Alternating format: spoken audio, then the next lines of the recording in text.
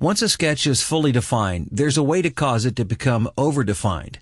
Now this usually happens when you add too many dimensions. For instance, if I edit this sketch once again and add another dimension, SOLIDWORKS will tell me right away that there's a problem.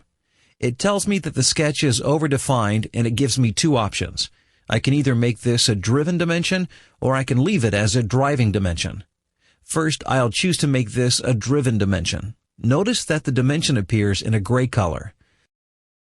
This differentiates it from driving dimensions like these. A driven dimension is just there as a reference to the geometry. It doesn't control the geometry. With a driving dimension, on the other hand, if I double-click it, its value can be changed and the geometry will update. For recap, driven dimensions don't control the geometry. Driving dimensions do control the geometry. If I double-click a gray driving dimension, SOLIDWORKS will tell me that it cannot be changed. So what's the purpose of driven dimensions? They can actually be very useful. For instance, I can put a dimension here to measure the diagonal distance of this rectangle.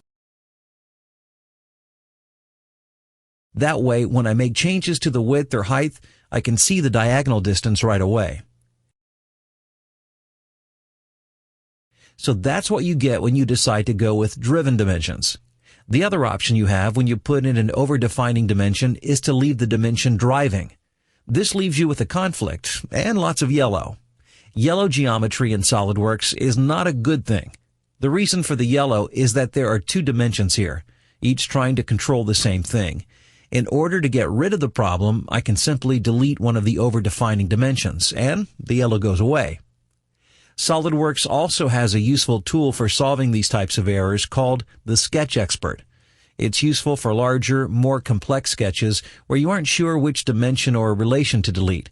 Again, I'll add the same dimension I just deleted and leave it driving to create a conflict. To activate the Sketch Expert, I'll click on the Over-Defined message in the status bar. Now in the Property Manager, I have two options for repairing the sketch. The first is by pressing the Diagnose button. When I do, SOLIDWORKS examines the sketch and automatically finds solutions to create a valid sketch. In the results box, I can scroll through the different solutions. Notice in the graphics area that a slash mark shows which dimension or relation will be deleted, and the last box in the Property Manager lists what will be deleted as well. When I find a solution I'm happy with, I can click Accept and the changes are made. I'll hold off on pressing Accept so I can show you the other method Sketch Expert uses, Manual Repair. When I select it, conflicting dimensions and relations are listed in the Property Manager. I can now go through the list and delete any dimensions or relations that I wish till the sketch is no longer over-defined. In this example, I'll select one of the duplicate dimensions and press Delete. Immediately, the Property Manager displays a message that the sketch can now find a valid solution, so I'll press OK. Depending on the geometry in your sketch, you might also end up with entities highlighted in red that can't be solved. In this example, you can see a simple sketch with some dimensions already added. Notice that this height is already set to 3 inches. If I put a dimension on this edge and also make it 3 inches, I'm going to have a problem. SOLIDWORKS is telling me that by putting in this dimension, I'm causing invalid geometry.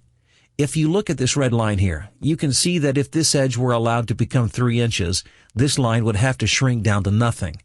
Whenever you run across yellow sketches, or red ones, or any other sketch error for that matter, always remember that it was probably the very last thing you did that caused the problem. So the easiest way to get out of trouble is to use Undo.